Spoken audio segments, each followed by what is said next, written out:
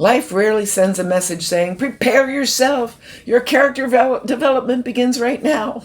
I'm JoAnne Smith, and welcome. Sometimes the need for application and motion can be people, technology, unanticipated events. Last year, I experienced a meltdown with technology when we were on our road trip. I wanted to get the videos done on days we weren't driving. Contacting tech support became a marathon of requests back from tech with the usual non-helpful replies. We can't replicate the problem. It works just fine for us. Please send us details. Details didn't work. Please send us a video. Finally, the person with the knowledge replied, yes, there used to be that feature, but we no longer have it. I had a mixture of frustration, relief, and a sprinkling of naughty words to say under my breath. But I'm proud to say I had a little glitch with a different software program last month. An application in motion worked without any meltdown from me. Years ago at a continuing care retirement community, there was a gentleman the staff described as a bit of a curmudgeon. But when we look closer, we can discover he wasn't a label or a cliche. He and his wife had moved there together. Eventually, she needed more care than he could provide, and she moved to skilled nursing.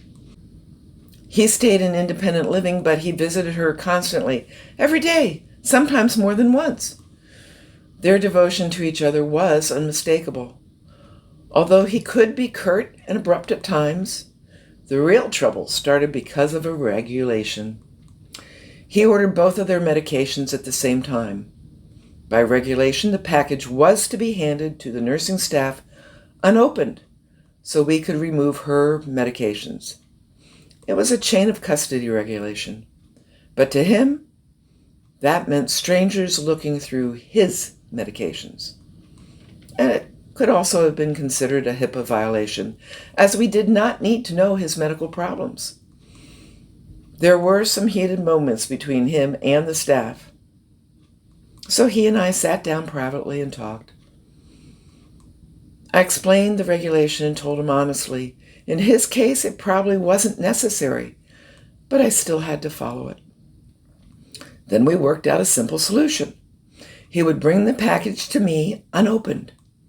He would open it himself, take out the bottles one by one, hand me his wife's medication, and set his on the counter. The regulation was satisfied. His privacy was respected. It took more listening than talking, but once we found that middle ground, everything changed.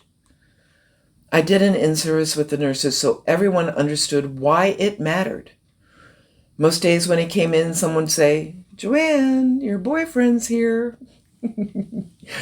One day I was in a meeting and he came in because his wife had run out of a medication. When I returned, one of the nurses was furious with him. I listened to her and asked one simple question. Did you reach for the package? She paused and admitted she had. I told her I understood how hard it is not to automatically reach for that package, but when we do wait, we follow the regulation and we respect his privacy and dignity. Then I asked her what she wanted to do next. To her credit, she went to him and asked if he would accept her apology. She hadn't realized how reaching for that bag must have felt to him. Sometimes solving a problem doesn't require a dramatic intervention.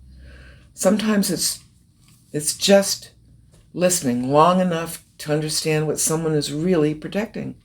In his case, it wasn't just privacy. It was love. Ordering their medications together was his way of still caring for his wife. One last story, same curmudgeon who had become a friend. He told me how he had settled things at his bank once and for all. In his best curmudgeon voice, they treated me like I'm a doddering old fool, and I decided I wasn't tolerating it anymore. So I said, I want to withdraw my money, all my money. And I gave her all the account numbers, and guess what? When the teller saw the balances of everything, she got the top guy available. He never told me the grand total, but he did tell me, they see me coming now, it's like they're rolling out the red carpet for me. He used his own application and motion style. Wisdom isn't proven in theory. It's proven in the middle of the moment. I'm JoAnne, your encourager. See you on Tuesday for Steadiness, shifting our identity, even when others might think we're curmudgeons.